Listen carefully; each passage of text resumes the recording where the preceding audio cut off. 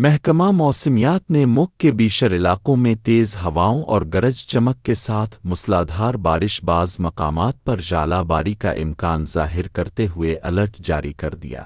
محکمہ موسمیات کے مطابق آئندہ 3 سے 6 گھنٹوں کے دوران وزیرستان، بنو کرم، خیبر کوہاٹ میں گرد آلود ہواؤں، آندھی، گرج چمک کے ساتھ بارش کی توقع ہے۔ کرک، ہنگو، پشاور، نوشہرہ، چارسدہ، سوابی میں گرد آلود ہواؤں، آندھی، گرج چمک کے ساتھ بارش کی توقع ہے۔ مردان، ہری پور، ایبٹ آباد، مانسہرہ میں گرد آلود ہواؤں، آندھی، گرج چمک کے ساتھ بارش کی توقع ہے۔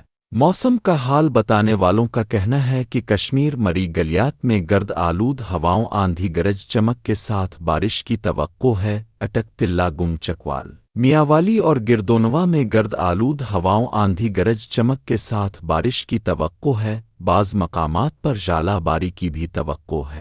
محکمہ موسمیات نے اسلام آباد، راولپنڈی اور گردونوا میں اگلے 2 سے 4 گھنٹوں کے دوران گرد آلود آندھی، گرج چمک کے ساتھ بارش کی توقع ہے۔ بعض مقامات پر ژالہ باری کا امکان ہے۔